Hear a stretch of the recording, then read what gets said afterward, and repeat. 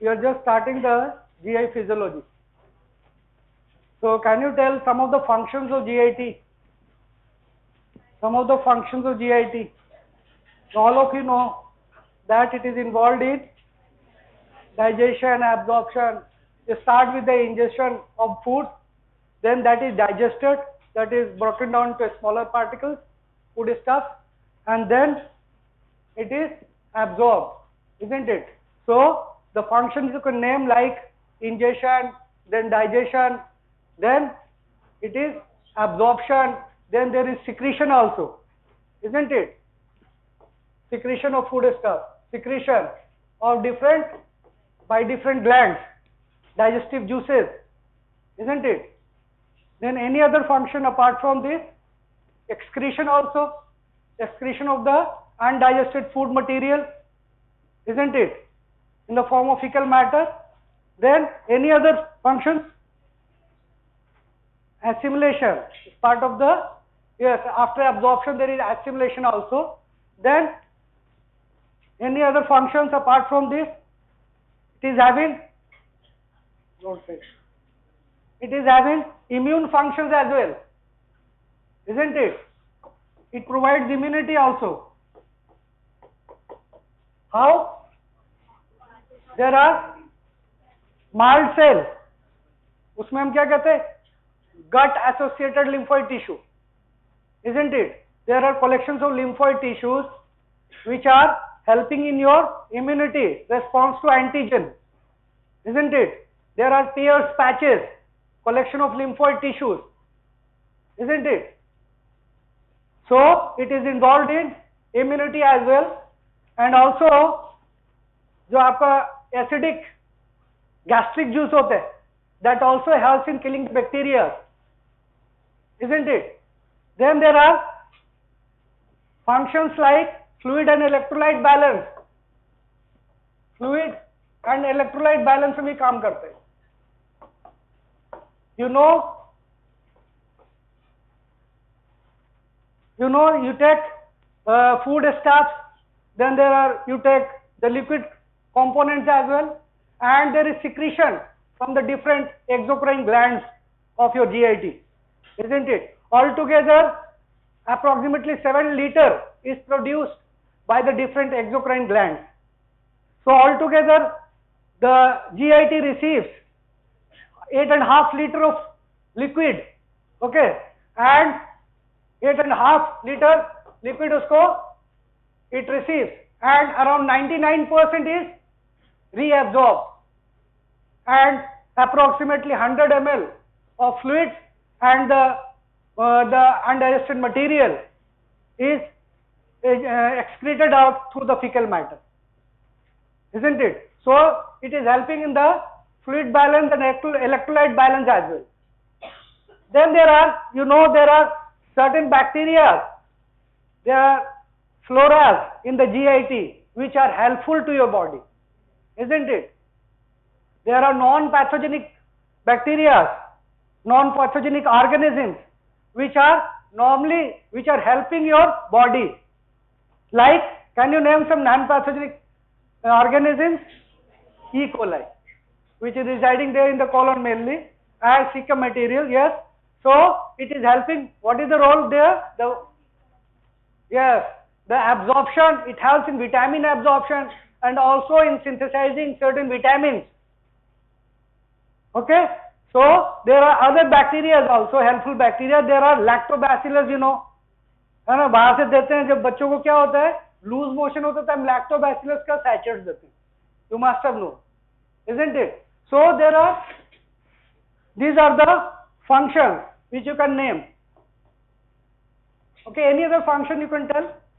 और कोई function है? We have ingestion, then digestion, then excretion, then secretion, then absorption, then excretion, then immune role, then fluid and electrolyte balance, isn't it? Then there are certain useful bacteria. You should come on time next time. Go outside. Close the door. Door को बंद कीजिए.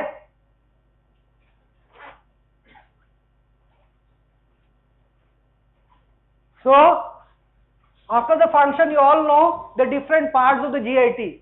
It starts from your oral cavity and ends in the anus area, isn't it? So, and there are associated glands as well. Glands होते हैं ना, you know, which are secreting those secretions, isn't it? Like exocrine glands होते हैं, exocrine pancreas है ना? Then there are liver cells में hepatocytes हैं, isn't it? So there are a number of glands which are present throughout your GIT, which is releasing those GI secretions, है ना? So coming on to the layers of the GIT. GIT में layers होते हैं. Suppose this is your stomach.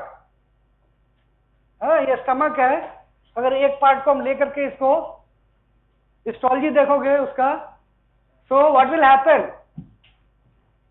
You will see different layers of the GIT. The innermost, can you name some layers? सबसे अंदर वाला जो layer होगा क्या कहेंगे? म्यूकोजल लेयर कहते हैं. After that, submucosal layer. After that, there is muscularis sterna layer. Then after that, serosal layer. You all know this. I think you must have gone through this in your previous classes. Okay. So there are different layers. I'll come on to that after that. So I'm just so कौन-कौन सा layer हो गया? सबसे अंदर में layer जो हो गया, that is the mucosal layer. इस तरह से रफ डायग्राम बना रहा हूं. Then there are, this is submucosal layer. Mucosal layer भी जो है ना वो extend करता है from here to here. Okay. Then there is submucosal layer. Then there are muscular layer.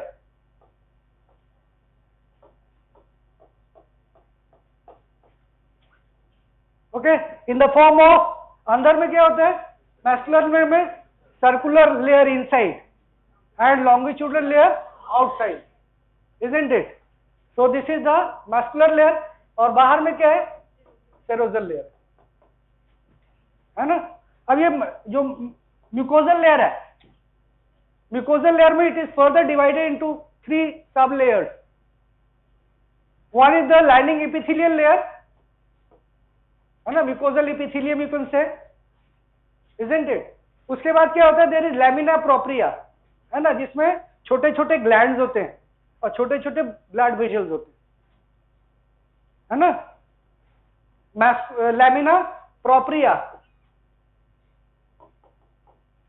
Then एक और लेयर इसमें होता है which is called muscular layer. Muscularis mucosa. Mucosa में भी एक मैस्कुलर लेयर है, उसमें भी फर्दर अंदर में सर्कुलर होता है, उसमें भी लॉन्गिट्यूडनल होता है. Okay, that is the muscularis mucosal layer. ठीक है, मैस्कुलरिस म्यूकोजल लेयर. तो 3 लेयर हो गया. epithelial layer, then muscularis mucosae. Are able to understand? Then coming on to the very important part, that these submucosal layers, mucosal layer हो गए, इसमें 3 सब layers हो गए. Then there is submucosal layer. Submucosal layer में क्या होता है? Do you know there are? Yes, who is telling something? क्या होता है? There are lymphatics, yes, or there are blood vessels, there are certain glands, nerves, और भी कुछ होते हैं. Apart from this, there is a plexus of neurons. वहां पे भी न्यूरॉन्स होते हैं. उसको क्या कहते हैं? yeah, what is the name? अंदर वाले में जो होते हैं म्यूकोजल लेयर में, सब म्यूकोजल लेयर में उसको क्या कहते हैं हम? No, that is called Meissner's plexus, है ना?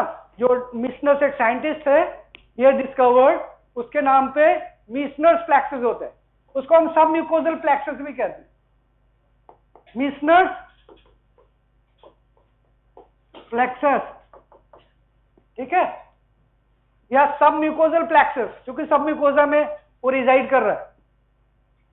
Then in between this circular layer and the longitudinal layer there is another group of plexus, collection of small neurons. Okay, उसको हम कहते हैं, she was telling that is Auerbach's plexus, या उसका नाम है माइंट्रिक प्लेक्सस भी कहते हैं, माइंट्रिक प्लेक्सस और ऑर्बैक्स प्लेक्सस, ऑर्बैक्स प्लेक्सस, ठीक है।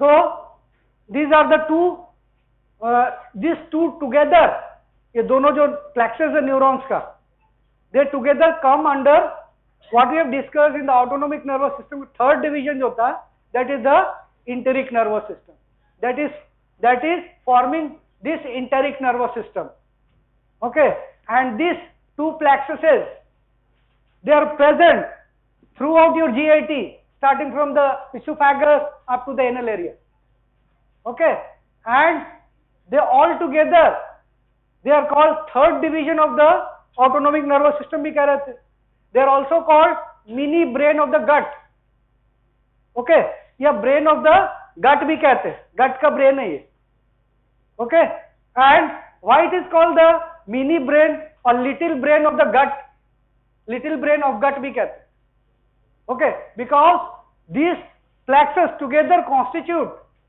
approximately the same number of neurons as that of your spinal cord, जितने spinal cord में neurons होते हैं लगभग उतने ही इसमें होते हैं, so it is having a number of neurons approximately 100 million neurons, okay, so this is comprising a vast number of neurons, that's why it is considered that third division, okay. Then coming on to the, ये तो इसमें हमने layer देखा है इतना, बस एक इसमें क्या होता है, जो स्टमक होता है उसमें एक एडिशनल लेयर होता है, ओके, ये तो लेयर हमने देखा। मैस्कुलर लेयर में उसमें थर्ड लेयर भी होता है, दैट इज ऑब्लिक लेयर, ठीक है। So in the stomach it is having additional layer, ये मैं इसमें को दिखा देता हूं। We have discussed about the functions, the one function we have miss, that is the motility, okay, है ना, द प्रोपल्सन मूवमेंट होगा ना, peristaltic movement, okay. We have discussed other functions, the parts of the GIT, the layers we have discussed, epithelial layer, lamina propria, mascularis mucosa, external layer, then serosal layer, okay, this is the diagram, you can see, this is the mucosal layer, submucosa, muscle layer, then serosal layer, okay, these are certain glands, ducts of the glands, exocrine glands, ducts क्या हो रहे हैं, इसको piers करके जा रहे हैं, यहाँ पे ओपन हो रहे हैं, this is the lumen of the gut, okay, and these are the what you have discussed the, ये कौन सा प्लेक्सस है, मीजनस प्लेक्सस, सबम्यूकोजल प्लेक्सस, है ना, और बाहर वाले में myenteric plexus, okay. It has been seen that ये जो माइंट्रिक प्लेक्सस है या Auerbach's plexus plural, this is mainly involved in the motility of the gut, primary role is the motility, movement of the gut, ये myenteric plexus से चलते होते हैं, okay, and mainly the secretions, जितने secretions होते हैं ये स्टिमुलेट करते हैं मीसनस प्लेक्सस, मीसनस प्लेक्सस का प्राइमरी रोल क्या है, सिक्रीशंस फ्रॉम द GIT, है ना, जो जितने एक्सोक्राइन ग्लैंड्स है उसको सिक्रीट करने में ज्यादा हेल्प करते हैं, ओके। एंड ये जो दोनों जो आपका मीजनर्स और माइंट्रिक प्लेक्सस है, they can work independently as well, that's why it is called mini brain, okay. Though it is having influence, it is influenced by which portion of the your nervous system, autonomic nervous system, it receives innovations, they are connected.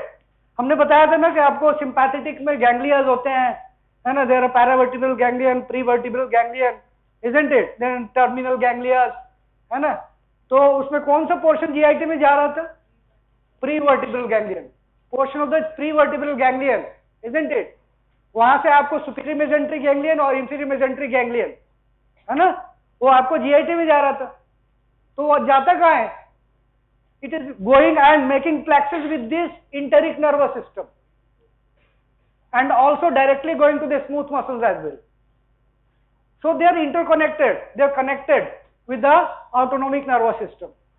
अगर हम उसको हटा दें फिर भी ये काम करेगा, though not to that extent. Okay? उसी तरह हमने पैरासिम्पैथेटिक में पढ़ा था, there are different ganglias, isn't it? तो गैंग्लिया थे, सीलिएक, कौन से गैंग्लिया थे? Coeliac ganglia, then palatine ganglion, then सब हमारे जीआईटी को कौन से कहाँ जा रहा था, कौन से नर्व जा रहे थे जीआईटी को? From the dorsal nucleus of vagus. Vagus nerve is having a wide spread innervation in your body. Approximately 80 to 90% of your innervations is through the vagus nerve, isn't it? Vagus nerve, उसमें esophagus से start हो रहा है, esophageal plexus, then उसमें cardiac plexus, cardiac के जा रहा है, esophageal plexus, then different parts of your GIT, also the sacral plexus, S2, S3, S4, ये भी आपको GIT को जा रहा है, last part of your GIT, isn't it? So that is also innervating this, influencing this enteric nervous system. वो जा रहे हैं ना, कहाँ जा रहे हैं? Enteric nervous system पे connection बना रहे हैं. Also the smooth muscle. So they are connected. I want to emphasize that thing. Okay, we have also discussed. ये जो आपको plexus बताया था, submucosal और mesenteric plexus, they are arranged in certain fashion, ascending and descending order. ये neural जो network है, they are arranged. Okay. So the same thing which we have discussed, the epithelium जो होता है वहां पे क्या होता है, वो कुछ endocrine cells होते हैं. You know there are different endocrine cells in your body, जो major endocrine glands है, but there are endocrine cells in your GIT also. वो GI hormones कहते हैं. उसमें there are different hormones, secretin hormone, gastrin hormone, cholecystokinin hormone, ये सब पढ़ा होगा आपने, है ना? तो ये आपको यहाँ पे epithelium में होते हैं. Enteroendocrine cells कहते हैं. As a whole, it is called enteroendocrine cells और enterochromatin cells भी कहते हैं. Okay. Then lamina propria में क्या होते हैं? Loose connective tissues है ना? Mucosal layer के 3 पार्ट थे ना, आपको बताया. Loose connective tissue, glands, small blood vessels are there. Then muscularis mucosa. Okay. Then submucosa. We have already discussed these things. Large blood vessels है, lymph vessels है. Then this plexus. So you can see here the primary function is the motility of the GIT. This Auerbach's plexus या mesenteric plexus जिसको कह रहे थे. Okay. Then coming on to the regulation, the GI secretions or absorption, whatever it is, regulated by neural regulation or hormonal regulation, and also there are smooth muscles which in itself there are some regulatory, उसमें क्या होता है, potentials होते हैं. So there are smooth muscles which are also involved in regulation. Okay. So coming on to the nervous regulation, we have discussed. Nervous में कौन सा है GIT में? एक तो intrinsic है, intrinsic regulation, nervous regulation, और extrinsic nervous regulation. Intrinsic में कौन हो गया? Intrinsic में जो आपके GIT में present है already, that is the enteric nervous system, है ना? और extrinsic में कौन influence कर रहा है उसको? Autonomic nervous system. That is forming the extrinsic regulation. Extrinsic में क्या हो जाएगा? Sympathetic और parasympathetic. Sympathetic, you all know, overall it inhibits, it has having a inhibitory influence on the GIT. है ना? Sympathetic में क्या होता है? सारे secretions, motility कम हो जाते हैं ना, except there is, what happens? There is relaxation of the detrusor muscle. Detrusor muscle में opposite action है ना? Do not want to maturate at that time, at the time of anxiety. So there will be relaxation of the detrusor muscle of the bladder, and there will be contraction of the internal urethral sphincter. समझ में आ रही है?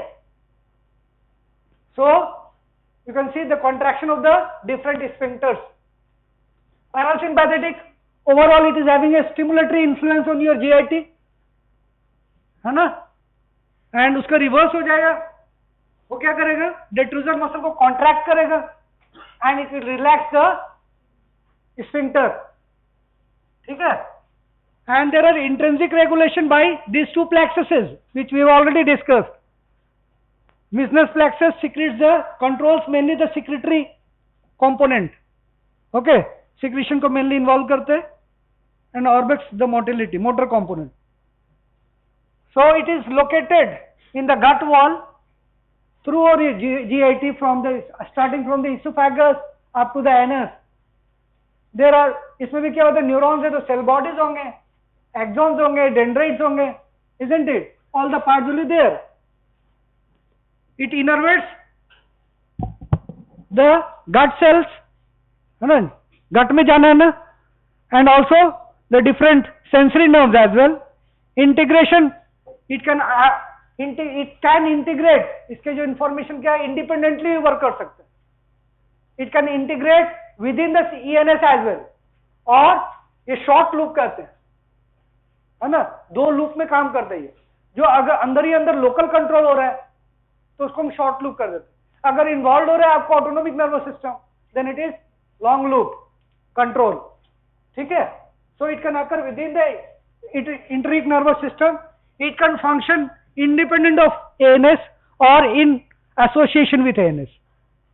Transmitters, इसमें भी neuro transmitters आएंगे, जैसे हर जगह neurons हमने पढ़ा है, एसिटाइलकोलिन, इपिनेफ्रिन और नॉरइपिनेफ्रिन पढ़ा है ना, यहाँ पे भी न्यूरो ट्रांसमीटर्स हैं. Okay, we will discuss. It में भी excitatory as well as inhibitory neurotransmitters. Okay, so this is the arrangement here. You can see ENS क्या होता है, अलग से शॉर्ट नोट आपको एग्जाम में आता है. It's very important topic, very important. Okay, you can understand this. This is the myenteric plexus, बाहर वाला है. Submucosal plexus, this is the epithelium here. Okay, and these are the, यहाँ पे आपको नर्वस सिस्टम का है, इधर दिखाया नहीं इस पर. Okay, so they are interconnected. You can see they are connected, है ना. इधर देखो, ये सब कनेक्टेड है. ये आपको एंडिंग दे रहे हैं इस पे. They are interconnected with each other and they are giving the endings at the epithelium as well. Epithelium को दे रहे हैं इधर, है ना. You can see the sympathetic division and parasympathetic division. It is receiving innervation, synapse बना रहा है ना. इसके एंडिंग्स आ रहे हैं सिंपैथेटिक के. It is giving the endings at this myenteric as well as Meissner's plexus. उसी तरह ये भी दे रहे हैं दोनों जगह. So they are interconnected. And also ये जो आपको सिंपैथेटिक डिवीजन, पैरासिम्पैथेटिक डिवीजन है, यहां से क्या होता है, सेंसरी फाइबर्स भी जाते हैं. जैसे आपने कुछ खाया अगर, तो क्या वो स्ट्रेच करेगा, तो स्ट्रेच होगा तो क्या होगा, यहाँ पे रिसेप्टर्स होंगे, स्ट्रेच रिसेप्टर्स कहते हैं. वो रिसीव करेंगे, रिसीव करने के बाद इंफॉर्मेशन भेजेगा. या तो शॉर्ट लूप में जाएगा इसको, या इसको दे देगा इंफॉर्मेशन. देख रहे हो यहां से आ रहा है, it is giving here also, और it may go to the autonomic branches also. Prevertebral ganglion, through the prevertebral ganglion जा सकता है. प्रीवर्टिब्रल गैंग्लियन के थ्रू कहां जाएगा, सिंपैथेटिक डिवीजन में जाएगा. It is part of the sympathetic, है ना. और it may go directly to the spinal cord, और it may go in the cranial part, brain stem also. समझ में आ रहा है. जैसे हम बोलते हैं वेगो वेगल रिफ्लेक्स होता है, वेगो वेगल रिफ्लेक्स. वो क्या होता है, अगर फूड स्टफ आया यहाँ पे, स्ट्रेच हुआ, वेगस नर्व क्या होता है, उसमें सेंसरी एफरेंट फाइबर्स भी होते हैं और इफरेंट भी होते हैं. डॉर्सल न्यूक्लियस और वेगस से जो निकल रहा है, it is receiving the fibres also. Afferent मतलब सेंसरी फाइबर्स भी होते हैं, और इफरेंट मोटर फाइबर्स भी है. In fact the sensory fibres are more in number. Okay, 70 to 80% are sensory fibres. ठीक है. अब वो क्या होता है, स्ट्रेच होगा, वेगस नर्व इनर्वेशन है यहाँ पे, तो वो क्या होगा, वेगस नर्व के थ्रू चला गया वेगस सेंटर में, और वहां से फिर क्या हो गया, इफरेंट फाइबर्स के थ्रू फिर से आया, and it stimulate this some of this neurons, and ultimately there is secretion. तो वेगो वेगल रेफ्लेक्स उसको कह दिया, क्योंकि वेगल नर्व दोनों में इन्वॉल्व है. ठीक है. So this is the arrangement here. These are the sensory neurons. यहाँ पे क्या हो रहा है, यहाँ पे गैंग्लियास दिखा रहा है. ओके, सेंसरी न्यूरॉन का गैंग्लिया क्या कहते हैं, सेंसरी न्यूरॉन जाते हैं ना आपको स्पाइनल कॉर्ड में, जो जाते हैं न्यूरॉन, वो किसके थ्रू जाते हैं, डॉर्सल रूट गैंग्लियन कहते हैं. Do you know that?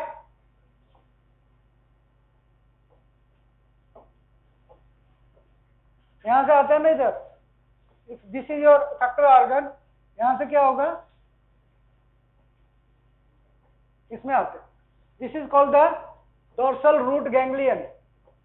Dorsal root ganglion goes to the posterior horn. वो पोस्टीरियर हॉर्न के थ्रू जाते हैं. एंटीरियर हॉर्न के थ्रू मोटर फाइबर्स निकलते हैं, है ना. So this is arrangement here. So we have discuss this thing. Myenteric plexus उसी को द्वारा ये बता रहे हैं.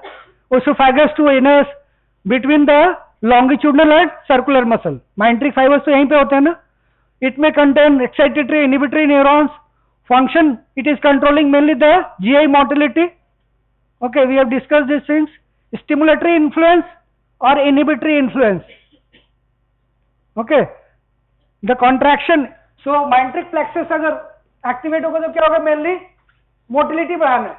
तो मोटिलिटी कैसे बढ़ेगा? If you increase the tone of the muscle, GI muscles के टोन को बढ़ा दिया, फ्रीक्वेंसी बढ़ा दिया, इंटेंसिटी बढ़ा दिया, तभी होगा ना. So it increase the contraction, tone and frequency, intensity, that is the propulsion.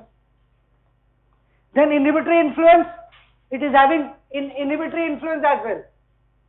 That is, it decreases the sphincter tone, relaxes. Okay, so relaxes sphincter tone, relax lower esophageal sphincter, pyloric sphincter और ileocecal sphincter. तभी तो आगे बढ़ेगा ना. sphincter relax होगा तभी ना propulsion movement होगा, आगे जाएगा food stuff. Then there is submucosal plexus. It is within the mucosal layer and it is mainly involved in secretion as well as absorption, and it is also involved in contraction of mascularis mucosa and local blood flow. Secretory role mainly होते हैं. These two are interconnected, we have discussed with each other. Okay, so they are having profuse interconnections between these neurons. So there is widespread response in the GIT. Parasympathetic innervation, है ना, it is receiving. ये दोनों जो plexus है, sympathetic और parasympathetic innervation मिल रहे हैं. Parasympathetic कहाँ से आएगा? Craniosacral division से आता है ना.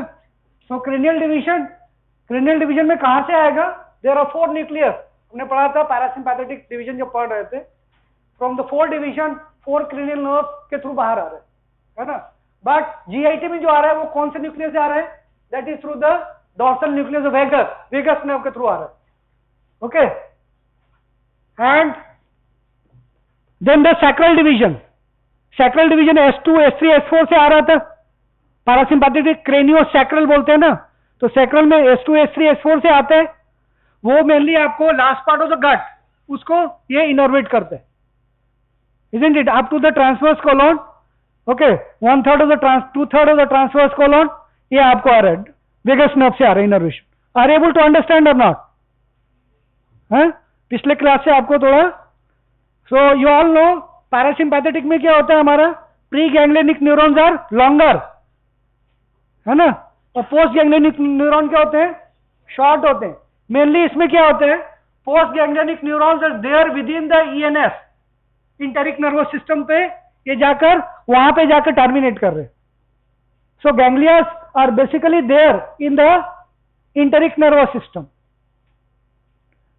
Okay, it synapses with the enteric nervous system. It excites the parasympathetic में क्या होगा, मेनली एक्साइटेटरी रोल होता है ना. पैरासिम्पैथेटिक स्टिमुलेशन हुआ तो क्या होगा, what we have discussed from the previous classes, you have to just mention here.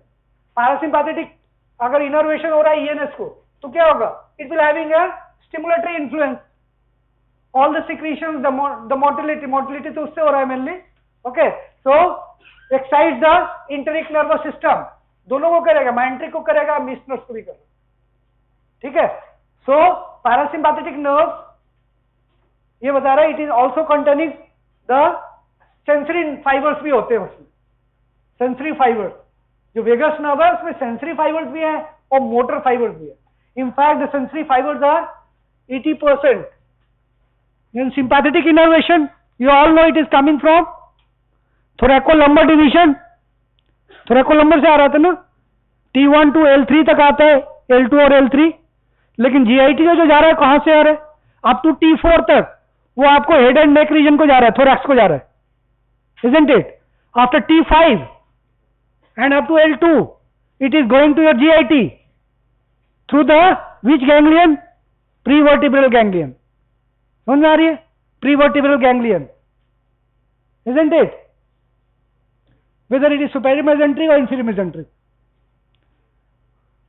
And the postganglionic neurons, preganglionic हो गया, postganglionic neurons, parasympathetic में क्या होते हैं, लॉन्गर होते हैं, है ना, ये हमने पहले पढ़ा है. It innervates the entire gut. It terminates obviously in those enteric nervous system. So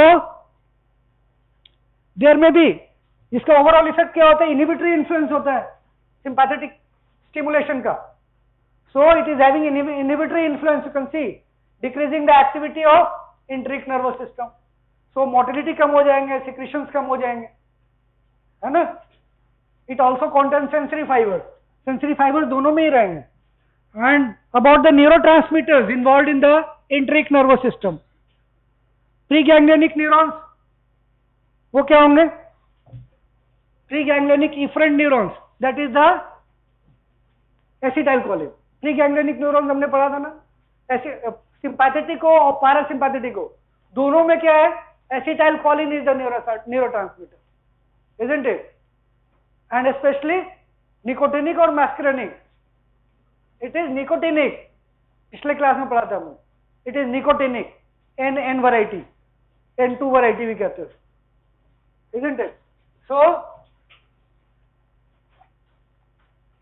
the postganglionic efferent neurons, preganglionic तो acetylcholine हो गया, postganglionic neurons parasympathetic nervous system है, तो उसमें acetylcholine होगा, ये तो सबको पता है ना. Parasympathetic is cholinergic fibers बोलते हैं, there are some exceptions though, है ना. And sympathetic nervous system, it is norepinephrine, है ना. epinephrine कहाँ पे होते हैं? In the adrenal medulla. Adrenal medulla से जो निकल रहा है mainly epinephrine निकलते हैं. And postganglionic neurons to the other target organs, it is mainly norepinephrine or noradrenaline. Okay. Then there are other neurotransmitters as well. Excitatory कौन होते हैं इसमें? enteric nervous system में जो neurotransmitters हैं. You have to learn that excitatory neurotransmitter are acetylcholine and substance P. There are altogether approximately more than 25 neurotransmitters which have been discovered to be operating in these enteric nervous system.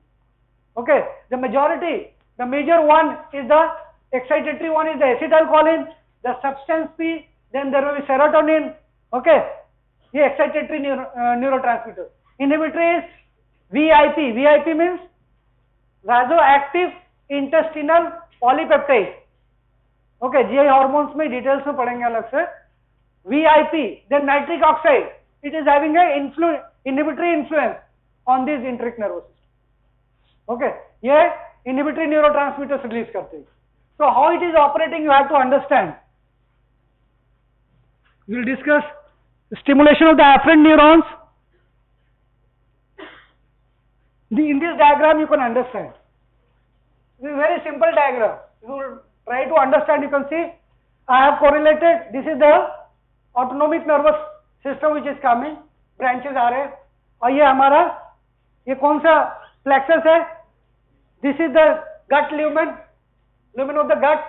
This is very important to understand the functioning of the enteric nervous system. कैसे ये operate कर रहे हैं, ये अगर आपने ये understand कर लिया तो it will be very easy for you. Okay, so this is the lumen of the gut. This is the submucosal layer having this plexus, submucosal plexus. This is the submucosal, है ना, submucosal Meissner's plexus जिसको बोल रहे हैं, neurons है, बातें नहीं करो please.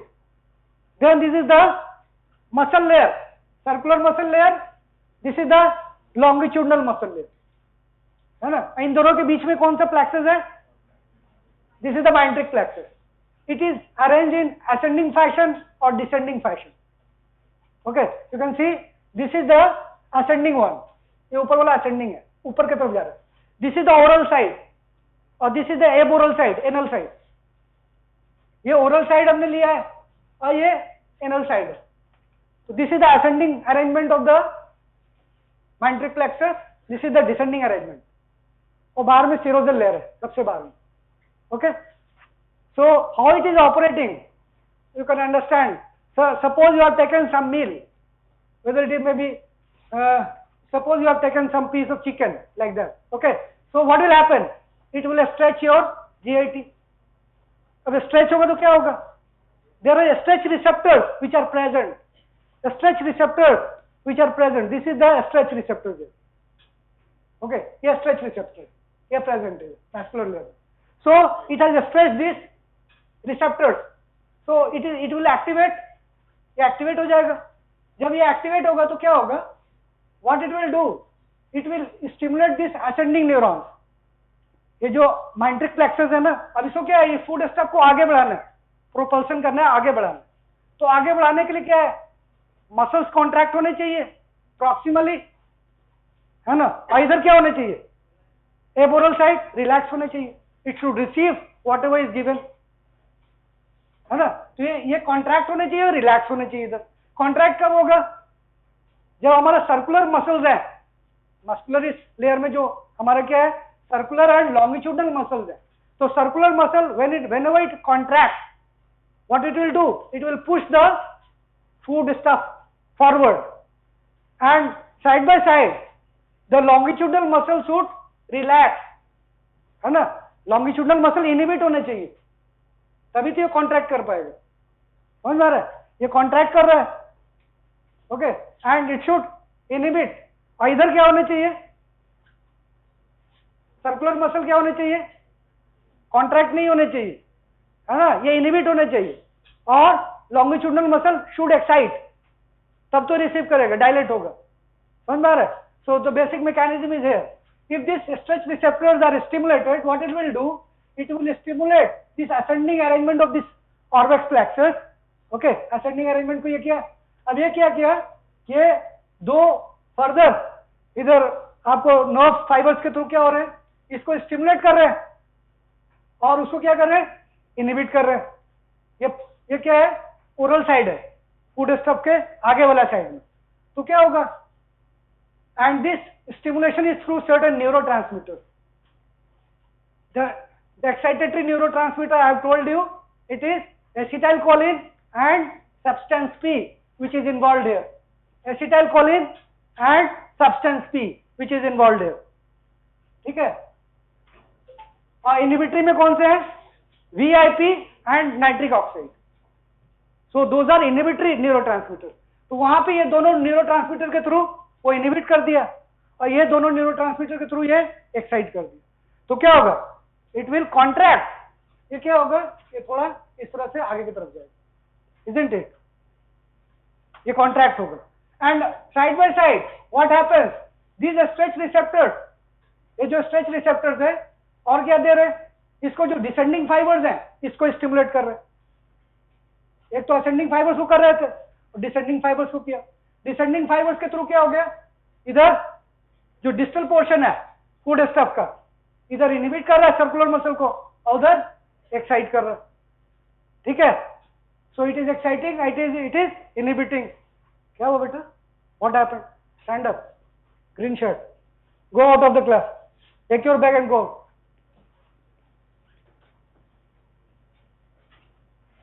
So are you able to understand? So the longitudinal muscles, they are relaxing here, they are stimulating here in the distal area, and these are inhibiting. The circular muscles are inhibited. The acetylcholine and substance P, you are not interested, so never come. You no need to come in the class.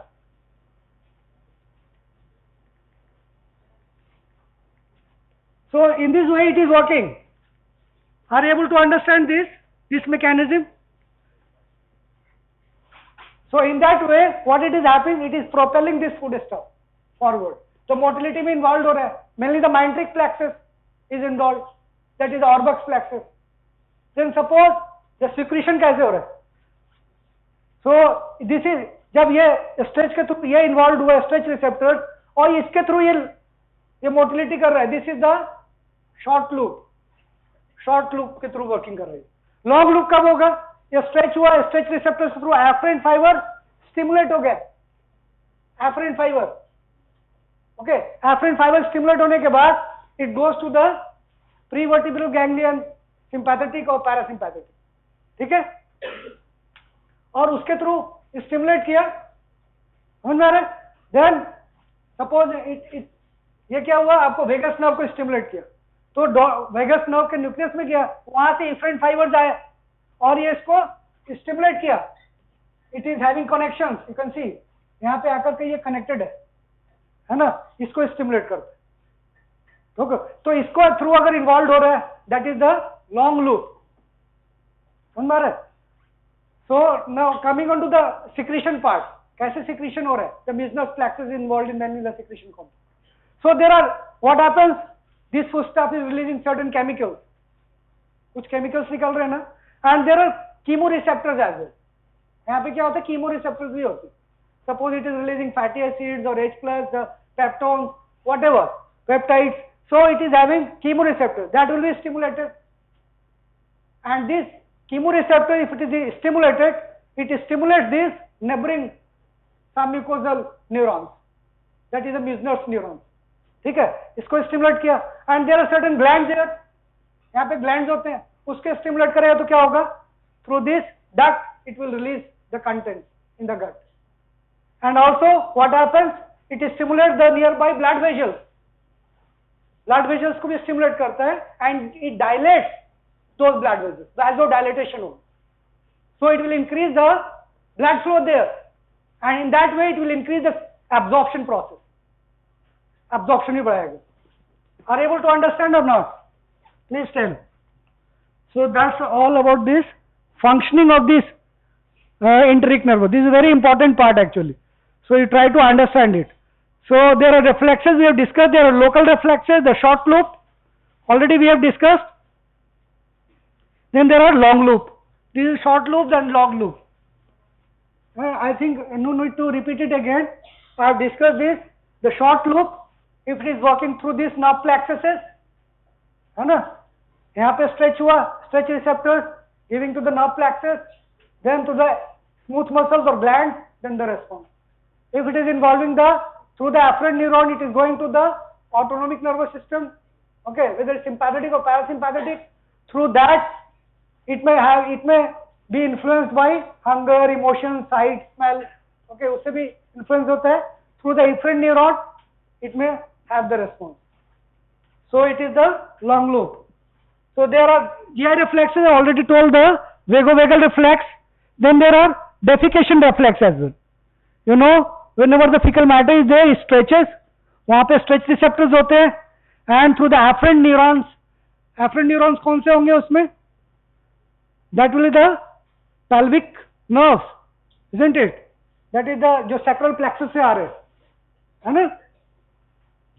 So through that pelvic splanchnic nerve, afferent भी जाएगा, efferent भी उसी से आएगा. Okay, it is having sensory fibers as well as motor fibers. Okay, and then it will अब क्या होगा वहां पे?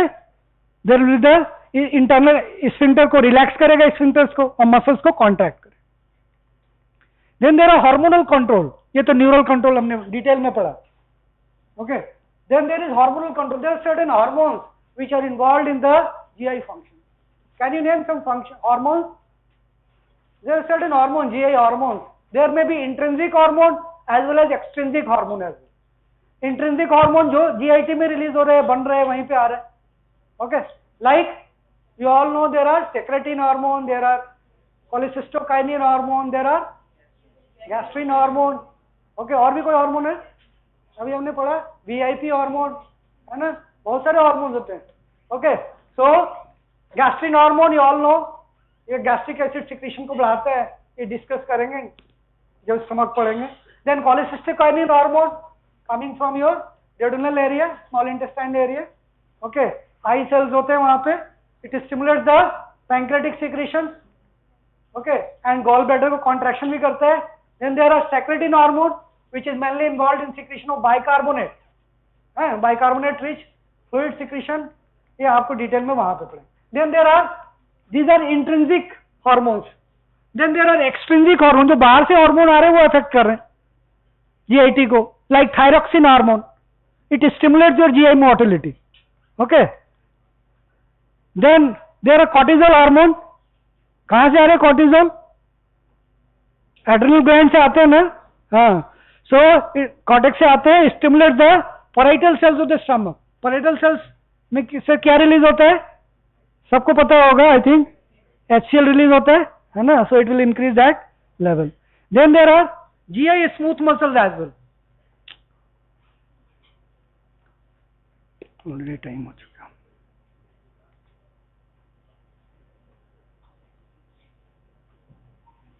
So I will just finish it in 5 minutes. So what happens? Smooth muscles में क्या होते हैं बेटा, आपने पढ़ा होगा. There are 2 types of smooth muscles. Multi unit पढ़ा था ना, न्यूरोमस्कुलर, जब आप पढ़ रहे होगे नर्व मसल फिजियोलॉजी, वहां पे स्मूथ मसल पढ़ा होगा, skeletal muscle, cardiac muscle. Smooth muscles में जो होते हैं 2 तरह के मसल्स होते हैं. एक मल्टी यूनिट बोलते हैं, single unit smooth muscle. Single unit मतलब एक यूनिट की तरह काम करते हैं, और मल्टी यूनिट मतलब अलग अलग काम कर रहे हैं, like skeletal muscle. Okay, so in GIT you are having कौन से मसल होते हैं? Single unit. It is acting as a syncytium, कहते हैं सिंसिटियम एज ए यूनिट, है ना. सिंसिटियम क्यों होता है? Because of the presence of gap junctions. Gap junctions होते हैं ना. So whatever the potential which has been, जो भी इलेक्ट्रिकल स्टिमुलेशन आया वो पास हो जाएगा जल्दी और एक तरह से काम करेगा at a time. Okay, like in cardiac muscle also. So what happens, these are the, ये दिखाया है स्मूथ मसल्स में gap junctions are there. These are the, ये क्या होता है आपका जो ऑटोनोमिक नर्वस सिस्टम होता है ना स्मूथ मसल्स में, it supplies the different parts to the varicosities. इस तरह से वेरिकोसिटीज होती है ना. और स्केलेटल मसल में क्या होता है, एक नर्व फाइबर जा रहा है, एक टर्मिनल एक को सप्लाई कर रहा है, इस तरह से. इसमें क्या होता है, एक ही वेरिकोसिटीज मल्टीपल एरियाज को सप्लाई कर सकते. That is called synapse in present. Smooth muscle में होता है mainly. Okay, so you can see here there are gap junctions here, है ना. एक दूसरे जो मसल फाइबर्स हैं वो इंफॉर्मेशन एक दूसरे जगह से चला जाता है. Okay, it is acting as a syncytium. There are gap junctions. बहुत सारी चीज थे इसमें. इलेक्ट्रिकल एक्टिविटी क्या होता है GI muscles? Do you know the electrical activity of the GI muscle? 2 basic types of electrical waves. उसमें एक स्लो वेव्स होते हैं. स्मूथ मसल्स क्या होते हैं, अपने आप भी मूव करते हैं, उसमें पेरिस्टल्सिस होता है ना. So there are slow waves and there are spike waves. पढ़ा था वहां पे आपने स्मूथ मसल्स में? Have you read this thing? So there are, इसमें क्या होता है आपको स्मूथ मसल्स में, there are electrical pacemakers of smooth muscles. GIT में एक पेसमेकर होता है, जैसे हमारे हार्ट में एक पेसमेकर होता है, उसको क्या कहते हैं हम? ऐसे नोट करते हैं, सबको पता है. बट एक जीआईटी में भी पेसमेकर होता है, electrical pacemaker. That is called, किसी को पता है? That is called interstitial cells of Cajal. Cajal cells कहते हैं. There are specialised cells and all the time there, वो क्या हो रहा है, एक अंडुलेटिंग वेव्स क्रिएट करते हैं. Okay, that are called slow waves. Resting membrane potential of the smooth muscle. Smooth muscle का resting membrane potential कितना होता है? It ranges from -60 to -40. Okay, so it is due to this specialized cells in the GIT, in the muscle layer. Okay, so उसको क्या कहते हैं अब? कैजाल sales भी कहते हैं, है ना. Interstitial cells of Cajal, they are responsible for these slow waves. इस तरह से स्लो वेव्स होते हैं. इट रेंजेस, इस तरह से अपने आप चलते रहते हैं. And mainly due to the influx of sodium and efflux of sodium. Sodium अंदर आया तो क्या होगा? डिपोलराइज होगा, सबको पता है ना. और बाहर जाएगा तो क्या होगा? रिपोलराइज होगा. सो इस तरह से ही चलता रहता है. But this is not producing the contraction, sustain contraction नहीं प्रोड्यूस कर पाते. ओके, उसके लिए क्या होता है? Spike potential. जब 40 पे जाता है ना तो क्या होता है? कैल्शियम चैनल ओपन अप हो जाता है, और क्या होता है? एक स्पाइक पोटेंशियल प्रोड्यूस होते हैं. Okay, that is called spike potential, mainly due to the opening of the voltage gated calcium channels. देखो इधर 40 पे आया तो क्या हो गया, स्पाइक प्रोड्यूस हुआ, mainly due to the calcium influx. और यहाँ पे जैसे आता है ये कॉन्ट्रैक्शन हो जाएगा, जितना ज्यादा स्पाइक होगा उतना कॉन्ट्रैक्शन होगा. समझ आ रहा है? सो यू कैन सी हियर, यहाँ पे स्पाइक नहीं है, कॉन्ट्रैक्शन नहीं है. ठीक है, यहाँ पे स्पाइक आया, यहाँ पे कॉन्ट्रैक्शन है. Tonic contraction produces tonic contractions. Okay, so that's, these are the movements we will discuss later. Movements का separate class है, propulsive movement, segmentation movement. So we have finished the introductory part.